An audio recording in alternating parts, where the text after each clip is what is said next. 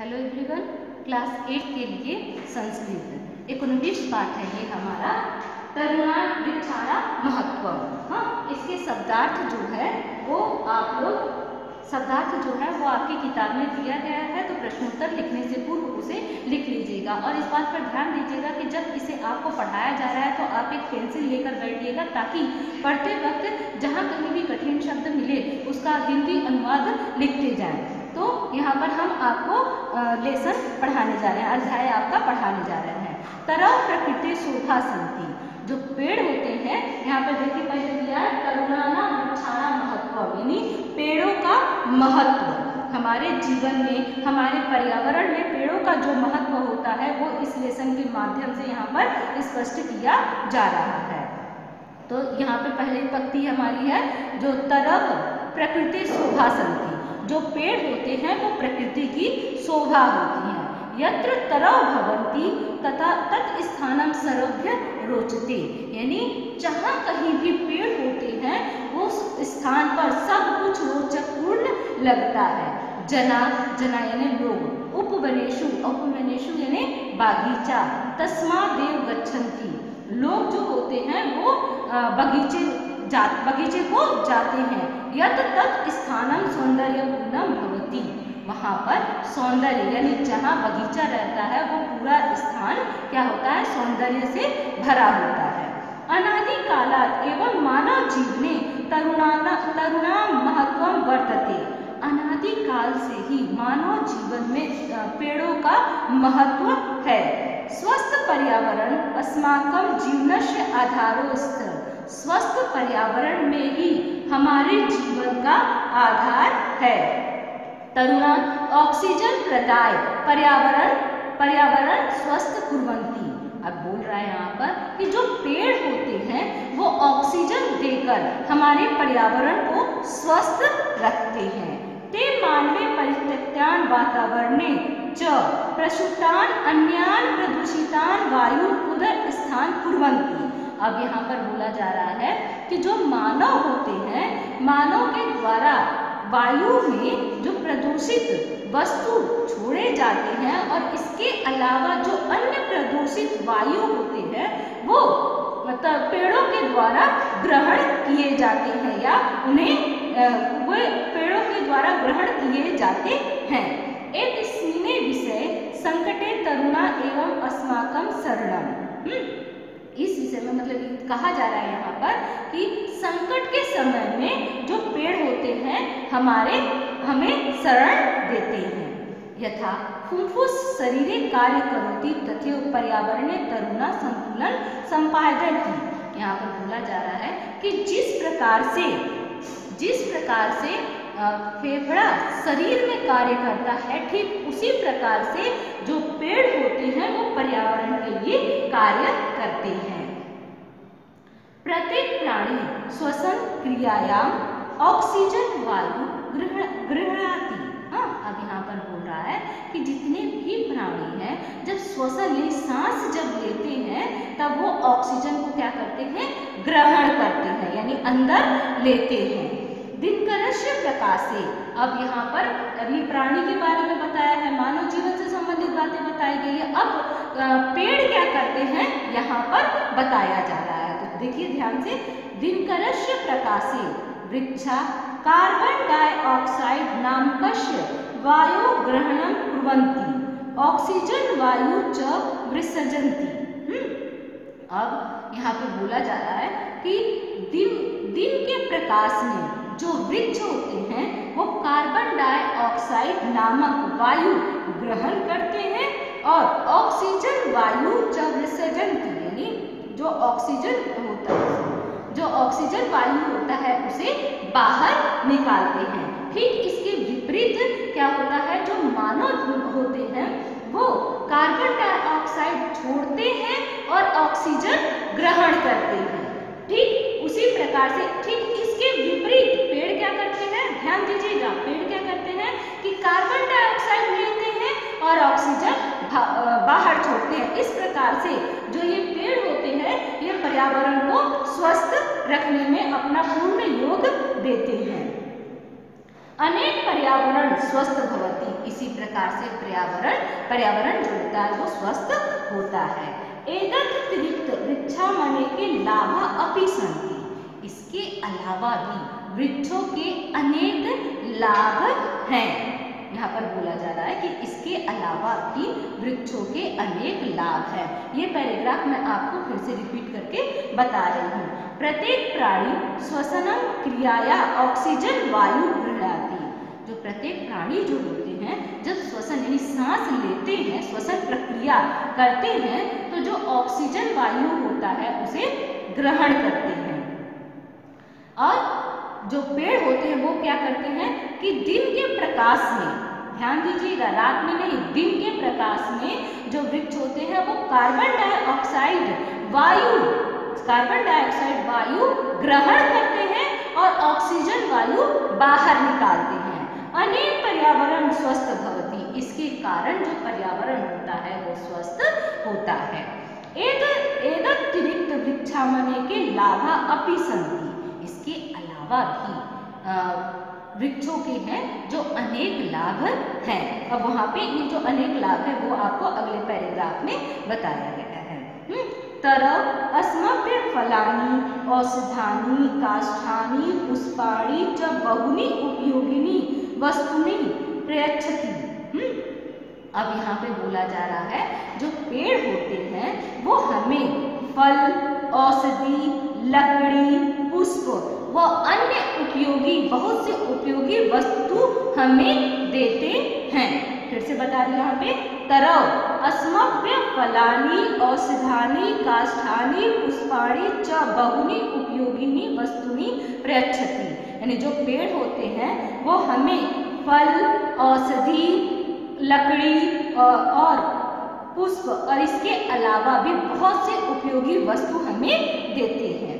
सेवानी, आम्राणी, कदली फलानी, नारंगानी, जमीराणी, अन्यानी अपि च बहुनि फलानी तरव एवं यच्छति। इसके अलावा पेड़ हमें क्या क्या देते हैं, तो पेड़ हमें फल भी देते हैं। तो कौन कौन से फल देते हैं ये यहाँ पर बताया जा रहा है, तो ध्यान से सुनिए।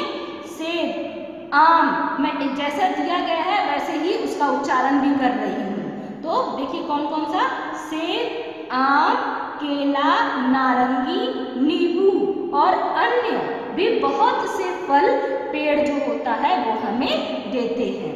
अस्माकं स्वास्थ्य च रक्षति, और इस प्रकार वे हमारे स्वास्थ्य की रक्षा करते हैं। यानी यहाँ पर ये पैराग्राफ खत्म हो रहा है। तो इस बात को यानी जब आप इसे लिखेंगे तो ध्यानपूर्वक इसका हिंदी में अनुवाद लिखिएगा।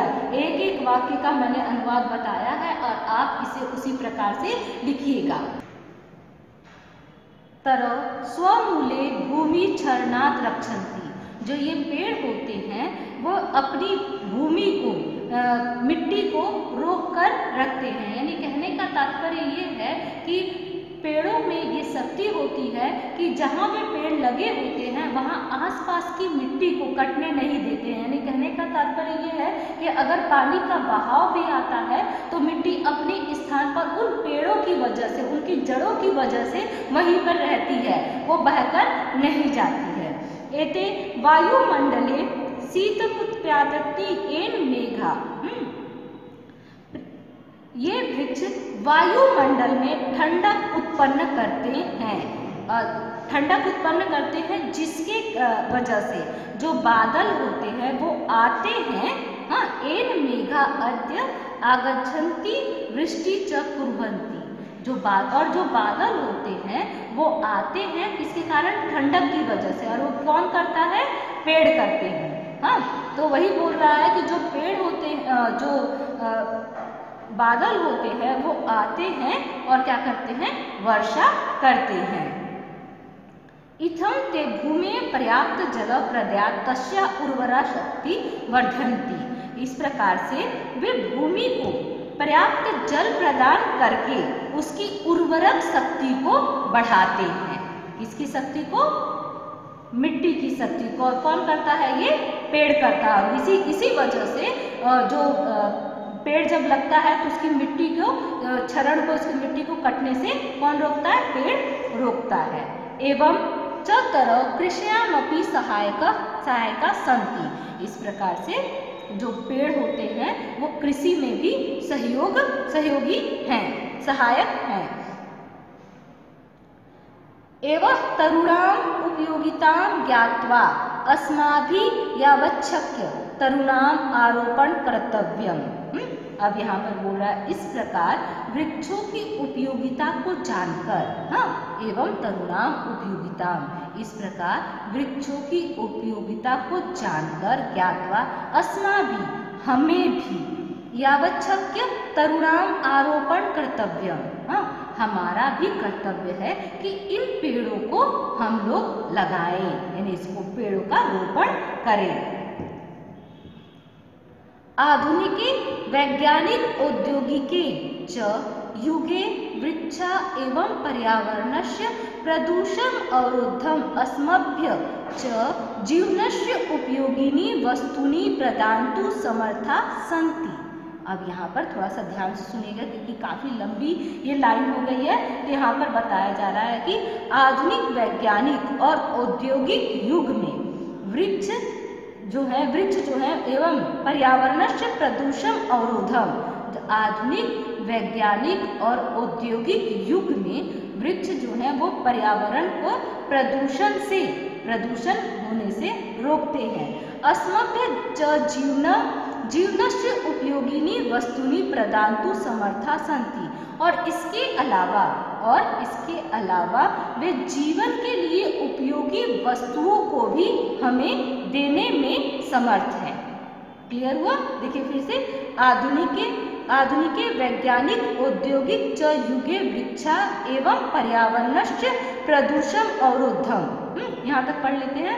देखिए, आधुनिक वैज्ञानिक और औद्योगिक युग में, यानी ये सब औद्योगिक युग चल रहा है ना, इस वजह से यहाँ पे बोल रहा है औद्योगिक युग में जो वृक्ष हैं वे क्या करते हैं, पर्यावरण को प्रदूषण से मुक्त करते हैं और साथ ही साथ अस्मभ्य, हमारे जीवन की उपयोगी वस्तुओं को भी हमें प्रदान करने में समर्थ हैं। भौतिक दृष्टिया न किंचित अन्यन एतेन समान पुण्य कर्म विद्यते। भौतिक दृष्टि से न किसी भी प्रकार का इस प्रकार का कोई कर्म कर सकता है।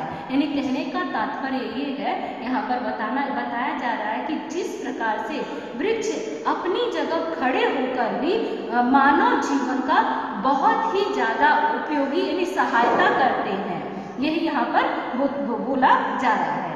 धन्य एते तरव। अब यहाँ पर पेड़ों के लिए अपना आभार प्रकट करते हुए कहा गया है, धन्य एते तरव, ये अस्माकं कल्याणा शीतम पादीन सहन्ति। हाँ, ये हमारे कल्याण के लिए सर्दी और गर्मी सहन करते हैं। तस्मादेव कथयन्ति, इसी के लिए कहा गया है। तरव तापसा एते परोपकार रता, वृक्ष के समान तपस्वी और परोपकारी कोई नहीं है। ये सदा हमें पत्ते, फूल, फल और लकड़ी से लोगों के हित में लगी रहती है, यानी उसके हित में हमेशा प्रयत्नशील रहती है। यहाँ आपका अध्याय समाप्त होता है। इसके बाद का जो वो है मैं थोड़ा सा एक बार और रिपीट कर दे रही हूँ।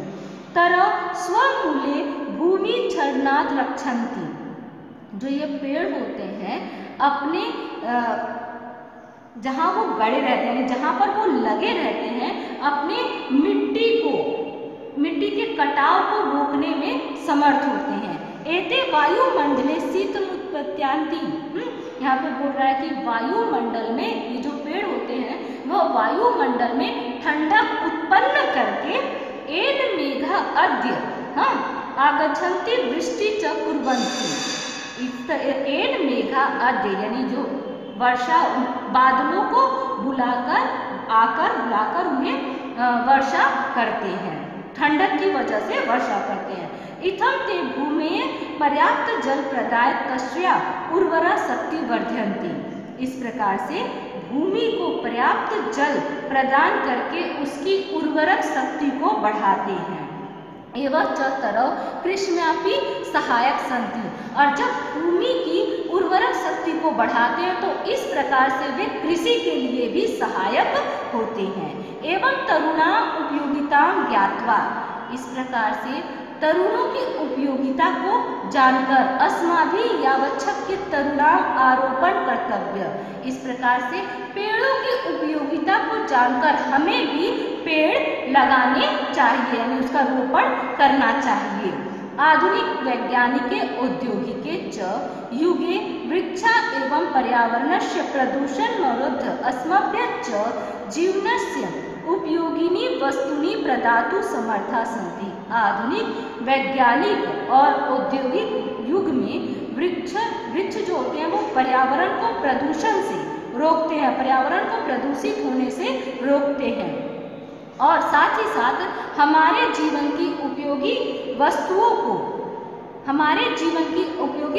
को प्रदान करने में समर्थ है।